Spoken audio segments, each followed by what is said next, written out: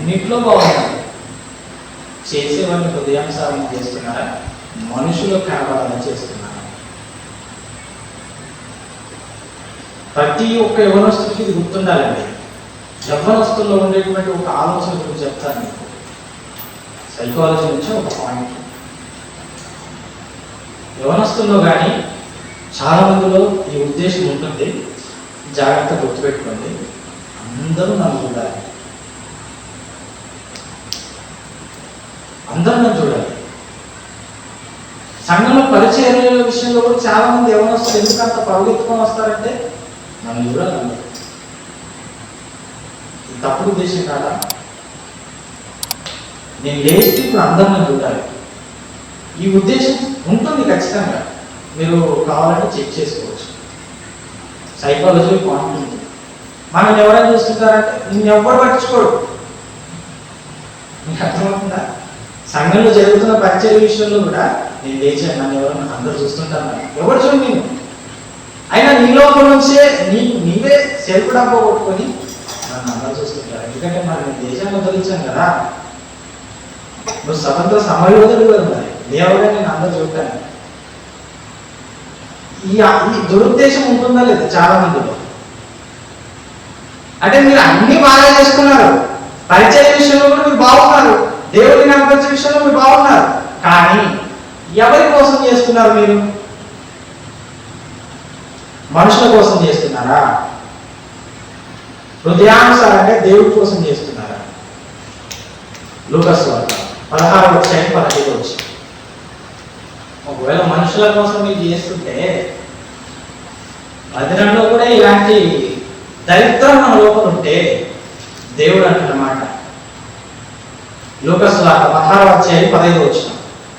ఆయన మీరు మనుషులు ఎదుటి నీతిమంతులను అనిపించుకునేవారు కానీ దేవుడు మీ హృదయమును ఎరుగను. మనుషులలో ఘనముగాయించబడిన దేవుడి దృష్టికి అసహ్యం. ఈరోజు మనుషుల దృష్టిలో ఘనంగా ఉండాలి, నేనంటే నా పేరెంట్ మారుగా అనుకుంటారు. నీ ప్రవర్తన బట్టి వస్తుంది నీ పేరు. నిన్నెవడో పొగిడినంత మాత్రం నువ్వు పోటుగా వైపు, నిన్నెవరో పొగిడినంత మాత్రం నువ్వు అసలు ఒక గొప్ప స్టేజ్లో నువ్వు వెళ్ళిపోవు. నీ ప్రవర్తనను బట్టి నీకు పొగడతలు ఉంటాయి. ఈ పొగడతలను కూడా ప్రోత్సాహం వరకే తీసుకోవాలి, కానీ మనుషుల మీద దృష్టి పెట్టి పలానా రోజు నన్ను పొగిడారు, ఈ రోజు కూడా వాక్యం చెప్పారంటే నాకు పొగడతలు వస్తాయి. ఇక్కడ వాక్యం నేను చెప్పాను కాబట్టి నాకు ఇక్కడ కూడా పొగడతలు వచ్చాయంటే నాకు వర్కునే వాళ్ళు. మనుషుల దృష్టిలో ఘనంగా ఎంచబడాలని పలానా అన్నండి మాట ఎత్తాడంటే అసలు ఆయనలాగా ఇవ్వాలి. ఏ విషయంలోనైనా మనుషుల దృష్టికి ఘనంగా మనం ఎంచబడాలని ఒకవేళ చేస్తే దేవునికి అసహ్యం అయిపోతాం. ఎందుకు మన గురించి ఏం లాభం? నీ మై పట్టుకున్న మంది ఎక్కినవాడు ఒక మాట ఉంటుంది, విషయంగా అనుకుంటా, నా ఆవరణ తొక్కులకు నేను రమ్మన్న వాడు ఎవడు అని అడుగుతాడు దేవుడు. ఎందుకు ఆయన అంతలా అనాల్సి వస్తుంది అంటే వచ్చే మనమే సక్రియ లేదు కాబట్టి.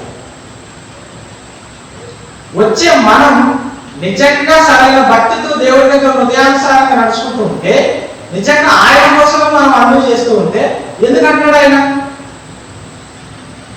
అంటే చాలా మందిలో కూడా ఈ లోపాలు అనేవి ఉంటున్నాయి కాబట్టి సరి చేసుకుని హెచ్చరిస్తున్నాడు. మనుషుల కోసం ఎప్పుడు చూడు మనుషులు. మన దృష్టిలో నిజానికి మీరు ఆలోచించండి, దేవుడు ఎక్కువ ఉంటాడా మనుషులు ఎక్కువ ఉంటారంటే మనుషులే ఎక్కువ ఉంటారు. నిజమే. ఏ పని చేసినా సరే దేవుడు గుర్తుకొచ్చే దానికంటే ముందు మనుషులు గుర్తుకొస్తారు.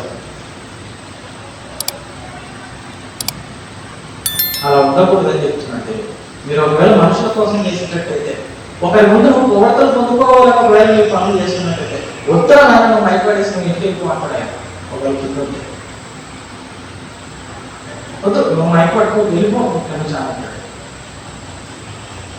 నా మందిరానికి వచ్చి మారానని చెప్పుకుంటూ 10 మందికి నువ్వంటే ఒక భయం. నేను నీతో మాట్లాడాలంటే చాలా మంది భయం. మందిరానికి వెళ్ళేవాడు వాడు చాలా మంది భయపడతారు, కానీ నిజానికి దేవుడు తెలుసు అని. ఏంటి భయపడుతున్నారా అనుకుంటాడు దేవుడు పైన. మనుషుల దృష్టిలో మీరు ఘనంగా ఎంచబడాలని మనుషుల ముందు మారు వేషం వేసుకొని మీరు ఒకవేళ తిరిగితే ఏకంగా దేవుడి దృష్టికి మీరు అసహ్యంగా మారిపోతారు. దేవుడు మన దృష్టి చీయాలనుకుంటాడు.